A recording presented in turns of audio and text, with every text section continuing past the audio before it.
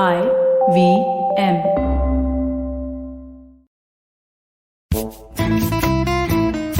सदफ, आ गए तुम। कहाँ थे लाले जी जान? मैंने सुना पिछली बार आप बहुत टाइम पास कर रहे थे पॉडकास्ट पे मेरे बिना। अपना क्या, अपने को फाइन निकालने मतलब टाइम पास करने आता है। तो ठीक है, अब मैं आ गया हूँ, थोड़ा सीरियस बिजनेस हो जाए। यही तो नहीं चाहता था मैं, लेकिन चलो कोई बात नहीं, कर लेंगे, ये भी सह लेंगे थोड़ा। चलो फिर सीरियस बिजनेस डिस्कस करने के लिए आज हमारे साथ हैं Zoeb. So Zoeb is the founding member of Sauce VC. तो सॉस वीसी क्या है? It's a venture capital firm which invests and partners with startups in the F&B, personal care, and lifestyle segments. Obviously, as you'd guess, we care about the F&B part, not the lifestyle part. And he's also a podcaster. He has a podcast called Gourmands Decoded. Please do check that out as well. So, welcome, Zoeb. Hi guys, thanks for having me. Hi Zoeb, welcome. मैं बिल्कुल छूटते ही एक सवाल है मेरा कि हमने तो ऐसे मार्केट में सुन रखा है, एक बड़ी लजीज सी डिश होती है, उसका नाम है सासनी मच्छी। ओके, तो ये आपकी कंपनी का नाम सासनी वीसी क्यों है? Why it is sauce VC? ऐसा क्या सीक्रेट सॉस क्या है इसका? हाँ, so यार अलग अलग एंगल है इसके.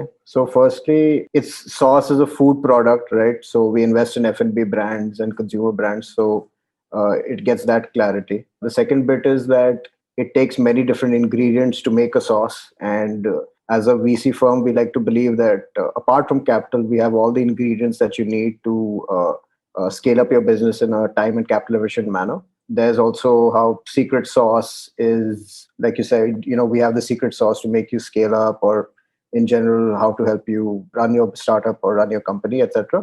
And I think, because it combined these three aspects, also as a name, it's simple. It's not a very serious name. It's a bit, and it's in a way a bit anti-VC kind of name, because most VC firms have like super serious names, and we felt that with this kind of name, it also represents the kind of investors we are.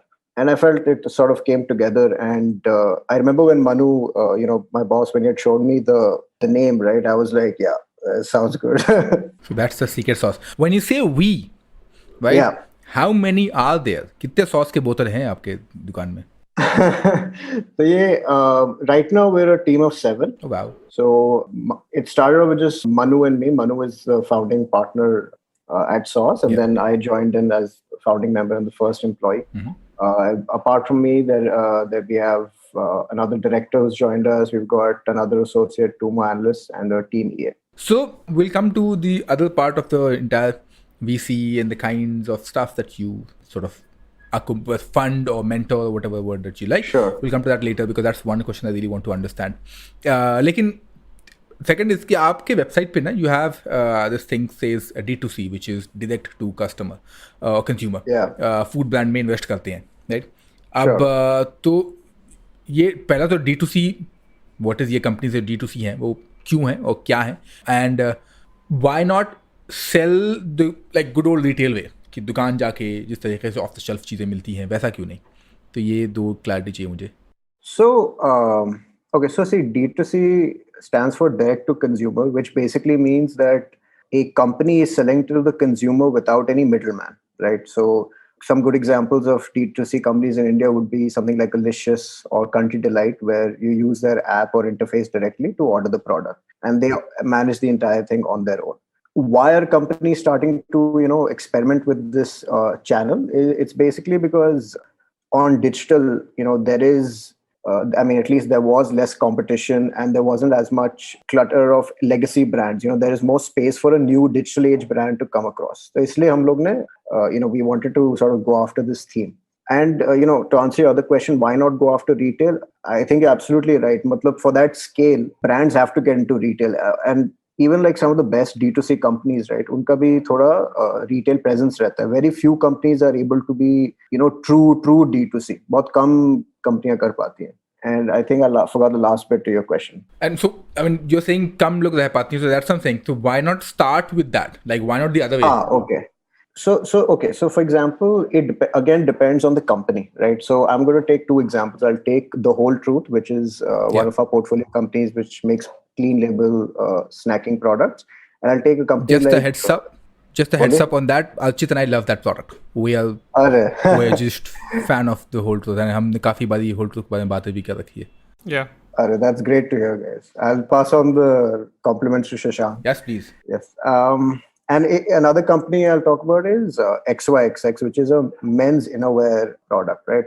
So XYXX started off also with a little bit of retail and starting to do an offline, because if you look at that market, the largest player is Jockey in that mass premium segment, and wo uska more than 83% is just general trade, 10% is through its own exclusive stores. मतलब e-commerce तो उसके annual report में अब they've started to mention. पहले तो mention नहीं होता था पहले. And therefore, for a brand like that, they have to get acceptance in retail first. And then you look at something like Whole Truth, because in protein bars, it's already an existing category. There are so many brands that existed. Then you have to break from the clutter, and their digital can work really well there. And especially with a very differentiated brand and a very sort of different outlook of how your product should be, like we have with The Whole Truth. So that ends up working better for digital. And overall, I would say that, for both of them, eventually for scale, for both of these brands, they'll have to be omnichannel. Matlab, they'll have to be everywhere, right? But what digital really helps is that it gives some degree of non-linearity to your growth or to your recognition. For example, with The Whole Truth, right? That brand story went viral, right? Because it's so different, and virality, matlab, wo to, it just happens, right? It doesn't, you try for it, but you can't really manufacture it unless you really know what you're doing, right?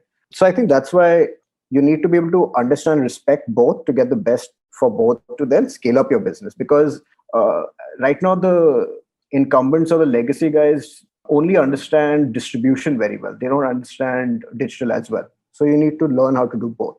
Yeah, that's interesting that you say what you said about virality. It's totally true. I mean, Sadaf won't agree because most of his posts go viral. But on Twitter, if I post about, say, the economics of wheat, I post a thread, like, 2 like. Yeah, last week I posted about the movie RRR and 1,000 retweets. What? There's a reason why a masala movie works better than normal usual movies like Pankaj Tripaঠি's or Nawazuddin movie. Exactly. Right? So so very interesting, because you mentioned about having both kind of presence. So I could think of 2-3 things here. Sure. I use OnePlus phone, for example. OnePlus started with D2C. Yeah. Or actually, that is invite only D2C, which I was reading yesterday only. Nothing is coming up with a phone as well now. And the same process of invite only phone. So they now have called quote unquote experience stores, right? I think you still buy the product there. So they switched. When you mentioned about Licious, Fresh to Home, such kind of brand, I have not seen Licious ka dukan, but Fresh to Home, I have seen 1 or 2 places where there is a store, right? Again, call it experience center, whatever you want to call it. But there are such things. And on the other hand, you have got an example I can think of is Decathlon. Very much on ground, and suddenly now they are doing all this online. So because you are now a new age entrepreneur, right? Or you're seeing this new age trend, what's the deal like? Which is important? Or like chicken egg, which one should be first in the modern times? Just depends on the business, right? I think depends on the for example, right? Wherever so let me talk about it 2 parts, right? One is putting the consumer experience first, and secondly where your consumer sort of typically shops at. Okay?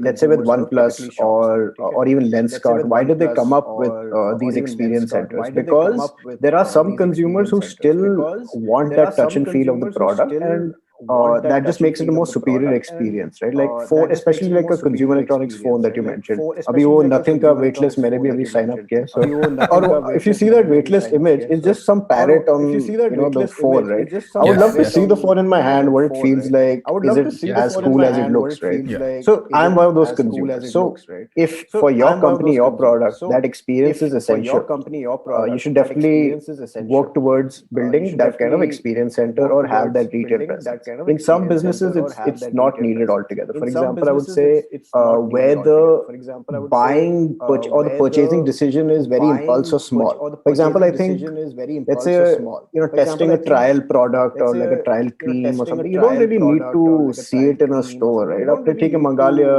सही लगा तो you use it. Whereas if it's a, let's say, clothing or or let's say high ticket purchase item, you would want to, or like a home decor product, you would prefer to see it how it looks in person, right? So even though it can happen online, but there are inherent advantages of building that experience online.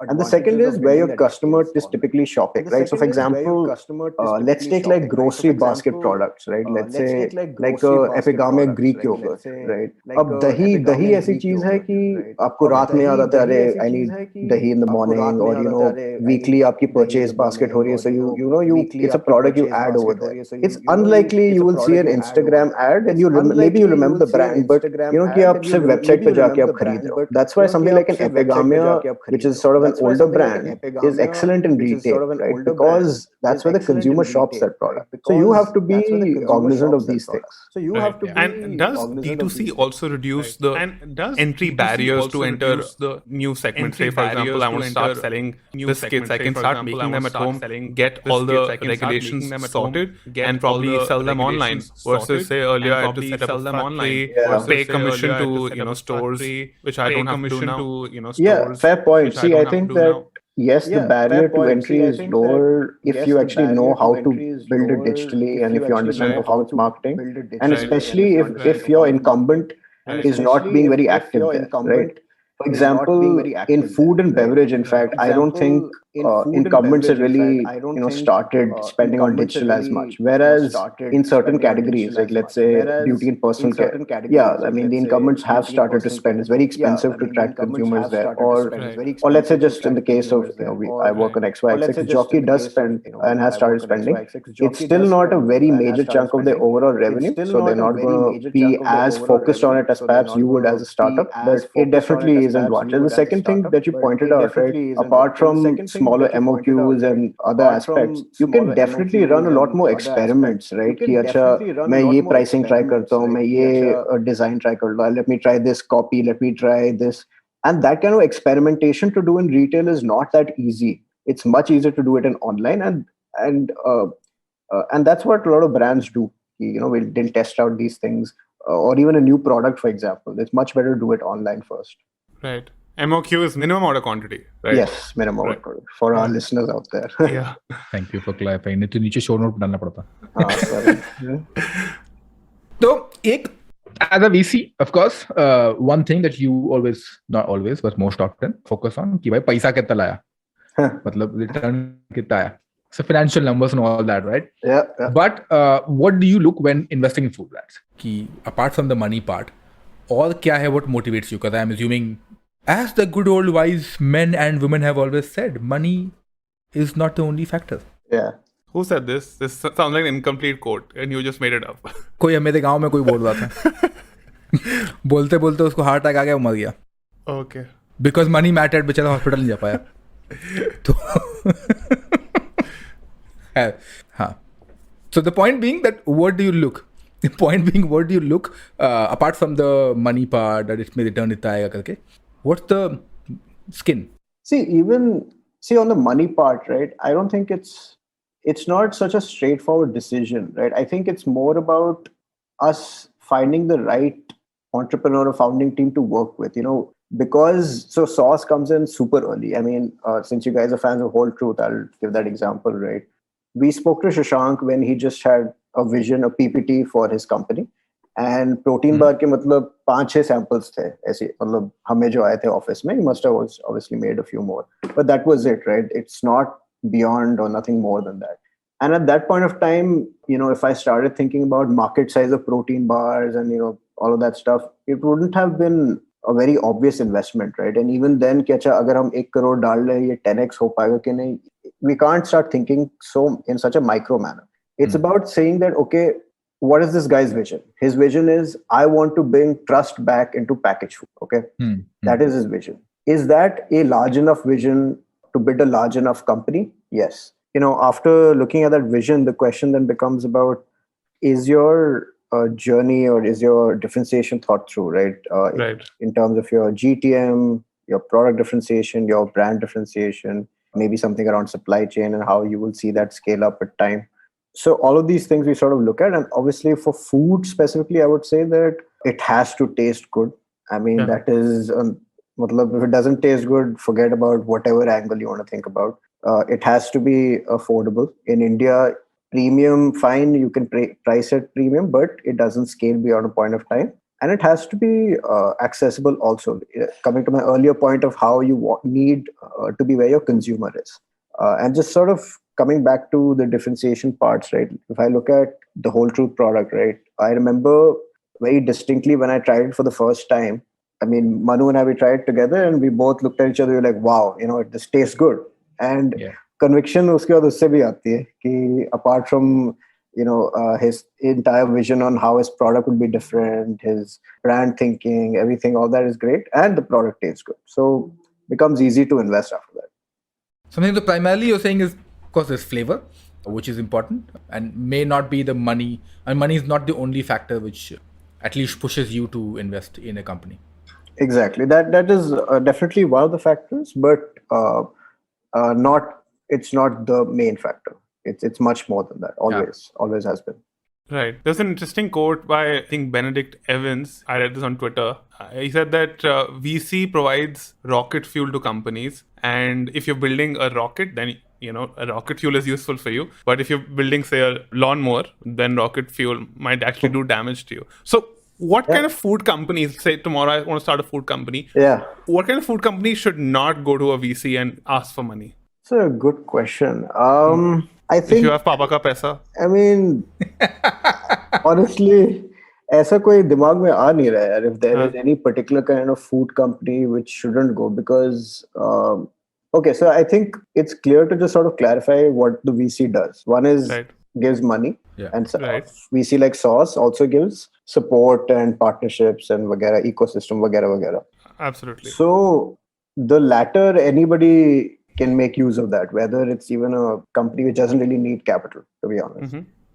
The first aspect, capital can be detrimental if it damages the company long term, right? So I would say that there is no specific businesses, but there are businesses if they get overcapitalized or if they end up getting a very high valuation very quickly and or the founders get too diluted, all these things can work against the long term interest of the company being a successful outcome, right? So your quote still holds true. I can't give a very good example specifically for a food brand, but yeah, your quote is still true. In fact, my first company was where I worked at, it was a bootstrap company and we built a global business out of India without any venture capital backing. So it can work either way, man.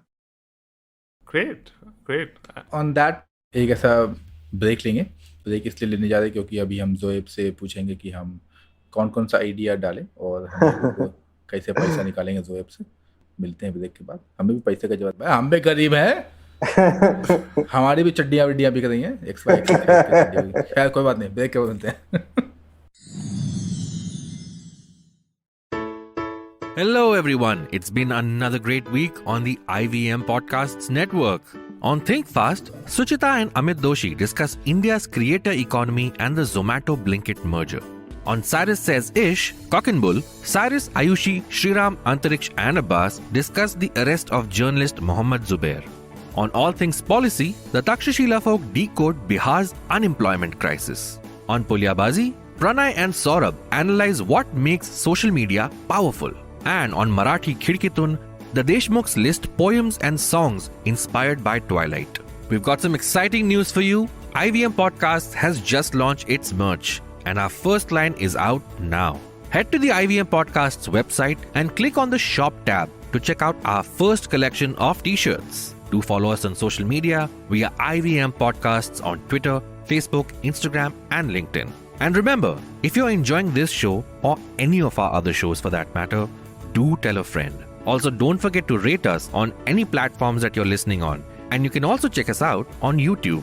We're also doing a small listener survey to better understand how you respond to our shows and advertising on the network.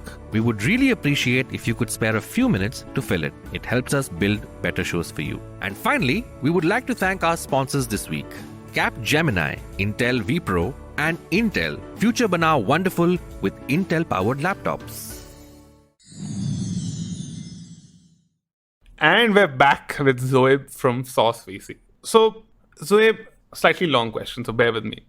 Most food consumed in India, or actually anywhere in the world, historically, if you see over the last, say, thousands of years, is created at a small scale. People cooked for their family. ज़्यादा से ज़्यादा community के लिए, आसपास पड़ोसियों के लिए, people from, say, your area, your गांव, उनके लिए बनाते थे खाना. But in the last 50 to 60 years, in fact, more recently in India, we've seen the advent of packaged food products sold at a large scale everywhere in the world. For me personally, the biggest issue with these foods, and not for me personally, but for a lot of people, is that the harmful ingredients and preservatives that have been added in them, bad oils, sugars, whatnot, everybody knows. Now, these massive trade-offs have been made to optimize for profit. And I'm not saying profits are bad or there should be regulation. No, I think profits are great. It's just that I think there's a correction that is due. Do you see that happening? Do you see companies that are seeking, say, a good bottom line, good profits, good revenue, without making these trade-offs, especially in the food and beverage space? Yeah, I mean, that's an interesting question. And I think for sure, so for example, if I take your entire, the way you described that example, right, and I look at the example of, let's say, cup noodles in Japan, right? I don't know if you guys seen that YouTube video about Nissan. And yes, it's a packaged product. Yes, it has preservatives, but at the same time, it's solved for a hunger problem in Japan, right? Sometimes packaged food can have a positive effect, despite some food brands putting harmful chemicals, etc. That's another extreme. You have these kind of outcomes also. The second is also, I think, as a society, right, these wide variety of foods is also really good for us as a society, right? You can, for example, having that option to have probiotic Greek yogurt, which is healthy for you. Or, for example, people who are realizing now I've got like a gluten intolerance or a lactose intolerance, being able to get those options, right? So there are these, benefits which can help in specific micro examples, or maybe in, let's say in the case of Japan, a macro example. But having said that, overall, I think the narrative of capitalism, which has been that, okay, it's this evil profit machine, is, I feel, a bit misunderstood. Agreed. Because overall, capitalism has done so much to benefit mankind, a lot more than it hasn't, right? Absolutely. And having said that, I think the future is going to be conscious capitalism, right? And I am a firm believer in that, right? So I think the example I like to give is this company called Chobani, right? It's a US run Greek yogurt food brand, right? And it was started by this immigrant from Turkey. And his vision, his name is Hamid Ulakaya. I don't know if I'm pronouncing it correctly, but his vision was that, back home in Turkey, we used to get this really nice, fresh Greek yogurt at home. And, it used to be with fruits. It was really tasty. It was so wholesome. And when I come to the United States, I didn't have that same kind of experience, right? So literally, his idea for a business started with spreading goodness. And that's why he started with his range of products. That's one. Right. And secondly, when he ran the business, right, this guy, he doesn't come from money. He didn't have any capital, anything. He figured it out that, okay, I'm going to speak to a bunch of guys. I'll take out a loan. He set up his entire factory in an actually broken down factory in New York State. And he set up that entire factory up again. And he provided employment to all those folks in that town, which were sort of losing jobs. They were really dependent on this one broken down factory. He's trying to get those people jobs. And at a third level, he's not this one guy controlling all the profits, right? He gives back to his employees, even someone who's not, let's say, a typical white collar worker. Yeah. They have a stake in the company, or they have some alignment, right? That's the kind of capitalism which I think is much better, much more empathetic, and probably the way forward, in my view. So there are companies already doing it, right? And in India, I do think, at least from my experience with interacting with a lot of Gen Z folks, or a lot of these new companies are coming up. Sustainability is, for example, a theme which is coming up very clearly. And even at Sauce, we're we do know that it's going to take time for that education and awareness to, become a very mass thing. But that is the direction we want to move in. And honestly, I mean, we have to bet where the future is going to be, but we also want to bet where we want the future to be. So that's how I put it. एक line है, I think Hera Pheri movie की है, where Paresh Rawal comes and Paresh Rawal says, तू तो देव मानुस निकला रे बाबा. So the reason I'm saying देव मानुस निकला, because again both of us, Archit Rai, come from a school of thought where we do believe that capitalism is very highly understood. People don't necessarily, and because every time we talk about capitalism, we talk about the cronies, right? But it's a very interesting part, and you're mentioning about that as of now, you clearly mentioned that it has done a lot more great stuff than the negative things. And of course, every great thing also comes with a great negative aspect. Yeah. But I like the way when you're saying about conscious capitalism. Right.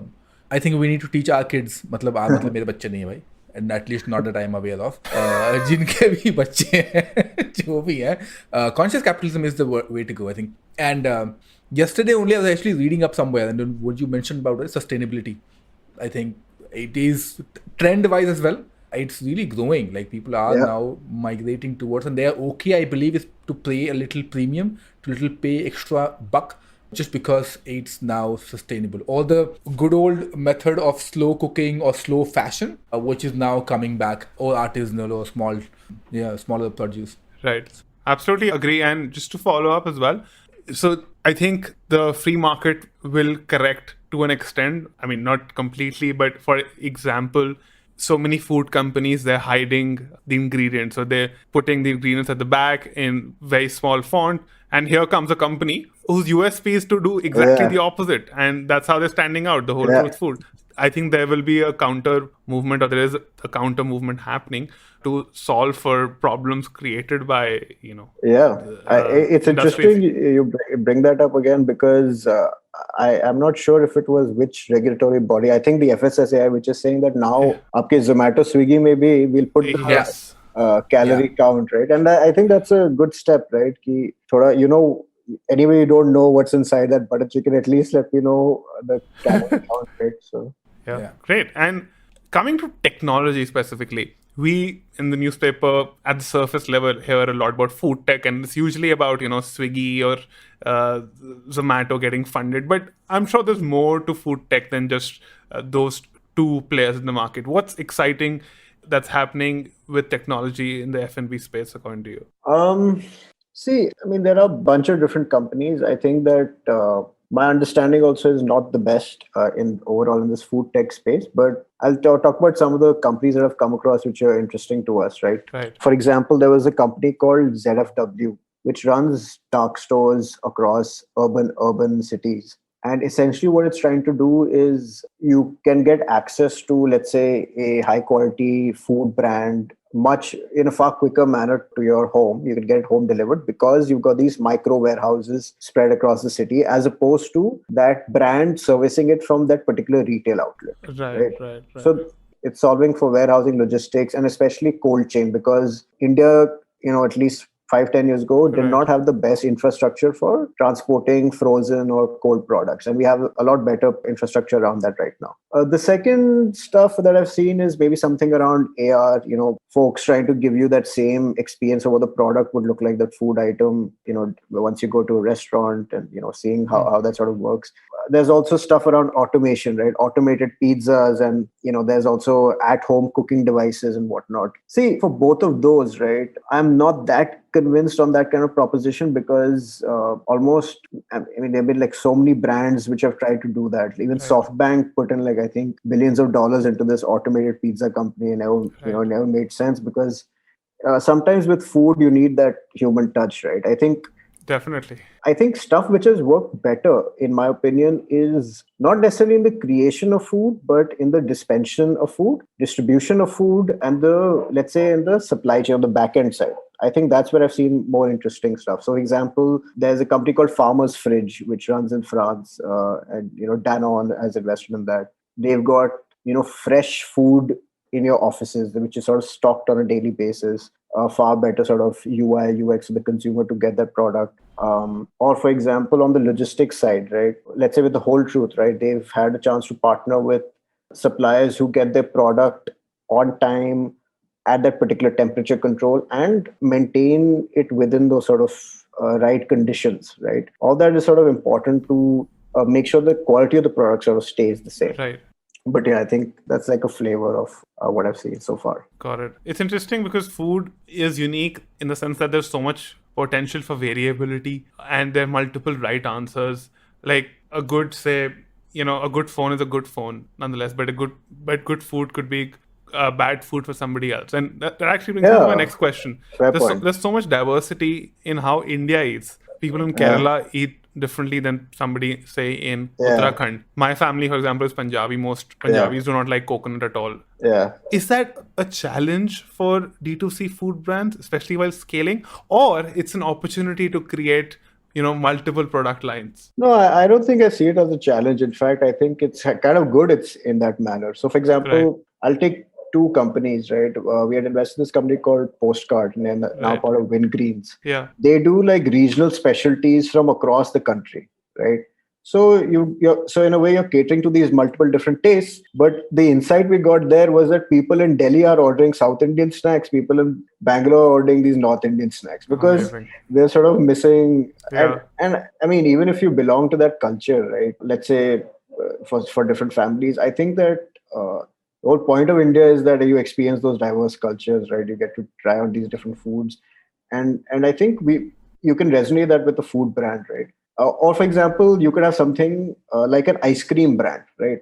Ice cream sells in Gujarat, Maharashtra, North India, Telangana, Andhra. Matlab, ice cream har jagah bikta hai. It's just amazing. It doesn't matter because something like dairy is still a very Indian thing, right? It's not necessarily a South Indian thing or just a Punjabi thing. It's not, right? It's all encompassing. So you can have both scenarios, to be honest. That's why हमारी दुकान चलती है इसलिए तो क्योंकि इतना खाना इतनी diversity है इंडिया में that we I think won't run out of topics to talk about. Oh, not at all.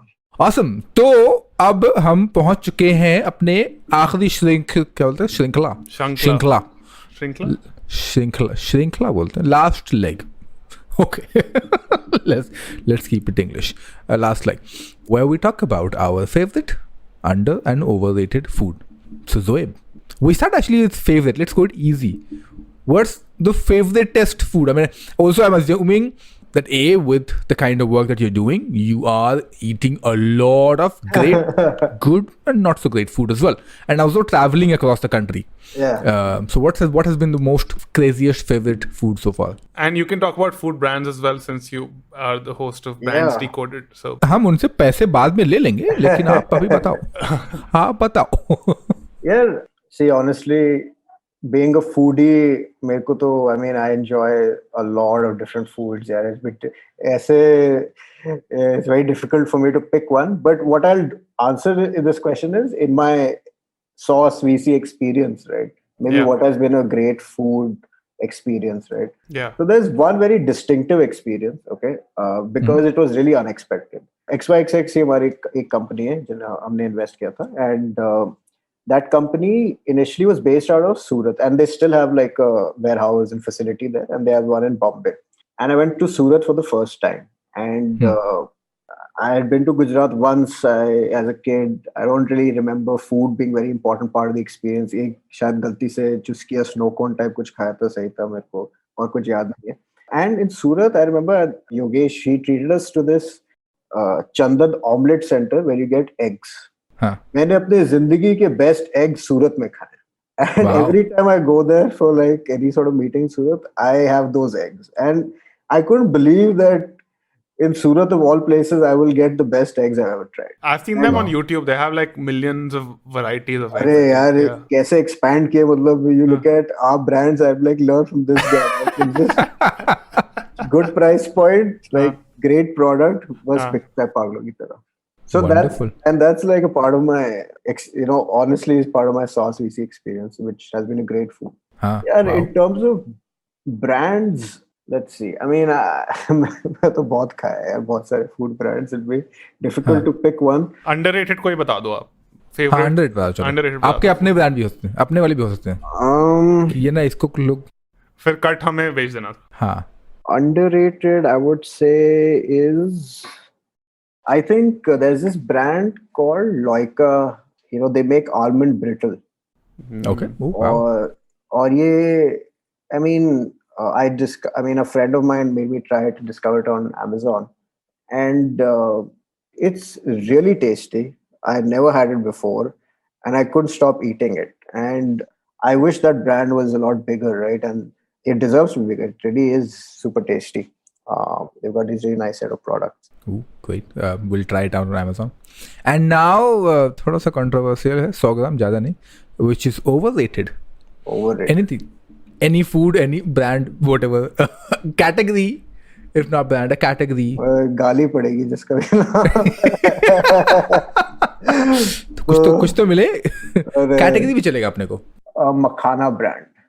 Oh. Makhana. Because हम समझ गए कौन सी कंपनी बात हो रही है. नहीं, क्योंकि मखाना ना यार आप घर पर भी आराम से बना सकते हैं, स्टोर कर सकते हैं. That is true. It's healthy, it's tasty, and I think that rather than overrated, maybe I meant to say overpriced. I think both चलेगा. So I would I say agree. some makhana. Yeah. Sadaf आपके क्या है? मैं I agree. I completely agree with Zoeb. Also see, growing up in United States of Bihar, मखाना ऐसे चलते फिरते मिलता था, ठीक है. हाँ. तो वहाँ पे ही उगता है वहीं पर, ठीक है. I remember the very first time जब मखाना मैं घर पे लेके आया था, ऐसी फ्लेवर्ड पैकेट वाले, ठीक है, फैंसी, बिल्कुल 60-70 रुपए का आए थे. और मैंने मम्मी को दिखाया, मम्मी लगी क्या है तो मखाना. चीज लाइक तो मेरे को बोलते, मैं मतलब बोलते 2 मिनट बनाए थे यार कुछ मखाना पड़ा हुआ है.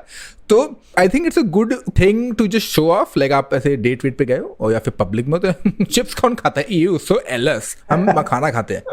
घर पे भले आके आप वही चिप्स खा रहे होगे, लेकिन वहाँ पे जो आपका, आई थिंक मखाना कंपनी आपका अच्छे से काट रही है. घर पे बना लो घर पे बना लो.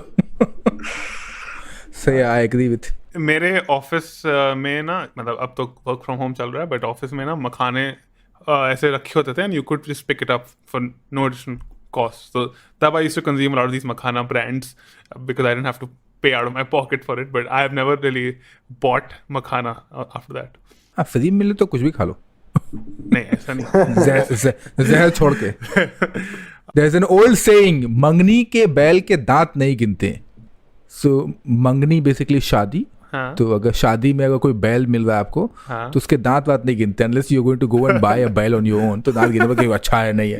फ्री मिल रहा है तो कुछ भी मिले. Right. Do you have So, any? yeah. Do you have any underrated food brands, Sadaf?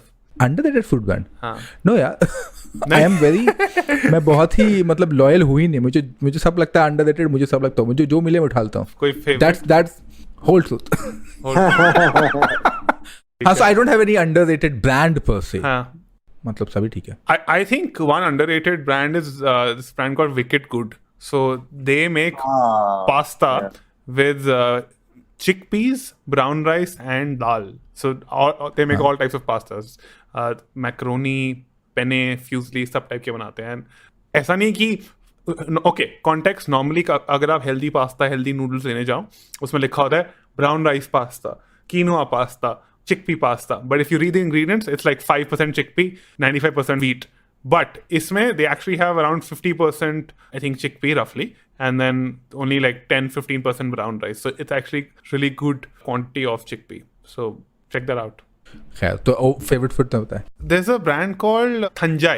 Thanjai makes cold pressed oils. So they make cold pressed sesame oil, cold pressed coconut oil, and cold pressed mustard oil, hand groundnut oil. So Amazon पे available है, and they make it the traditional, not just cold press, wooden cold press, जैसे India में produce होते जा रहा है for thousands of years.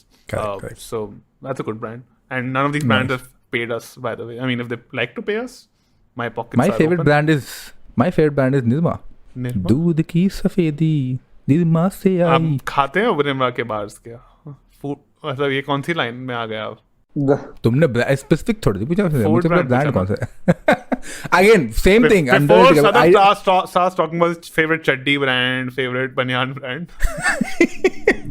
नहीं, I said कि XXS नहीं यार, XXS नहीं, चड्डी XXS नहीं पहनता हूँ मैं. खैर कोई बात नहीं. XYXS. Why is there XXS? देख क्रोमोसोम की बात कर रहे हैं वहाँ पे. भेजना सदफ को. Sadaf an influencer. Sadaf influencer चड्डी बिल्कुल बाहर पैंट के ऊपर, स्टोरी डालेंगे, पैंट के ऊपर चड्डी डालेंगे हम. हाँ. खैर, तो नो, आई सेड कि अंडर ओवररेटेड जो है, because I am not really a brand loyalist and I keep on experimenting new things. कैसा इसको ट्राई करते हैं, उसको ट्राई करते हैं. I hardly settle down with things. क्या सभी अच्छे हैं, सभी बुरे हैं वाला हाल है मेरा. Right. I think overrated is ketchup. Because ketchup is mostly just sugar. Hardly थोड़ा सा tomato होता है, mostly sugar. So हम समझ गए कौन सी कंपनी की बात कर रहे हैं, समझ गए. Overrated. मैंने underrated तो नहीं बोला ना, overrated. हाँ. नहीं समझ गए. सारी कंपनीज. देख लो भाई, हमारे ही मार्केटिंग वाले बोलेंगे लो ये कंपनी भी गई, ये भी नहीं आएगी स्पॉन्सर. सही. Awesome. So thank you Zoeb. This was really fun. Great sort of conversation. और हम दुकान करते हैं बंद अभी फिलहाल, और मैं घर पे कंबूचा बनाता हूँ Zoeb. I'll talk to you about this later. बाद में हम इसे ऑफलाइन कनेक्ट करते हैं. ठीक है जी. ओके चलो दुकान लगाए फिर, दुकान बंद करें. चलो कबाब खाते हैं. If you like this podcast, don't forget to check out other interesting podcasts on the IVM network. You can listen to us on the IVM Podcast app or ivmpodcast.com. You can also follow us on our social media. We are @IVM Podcast on Twitter and Instagram. And if you want to reach out to me on Twitter, I am Hussain Sadaf1, and on Instagram, I am Sadaf_Hussain. You can reach out to Archit on Twitter @BandTofu and on Instagram @TheHustling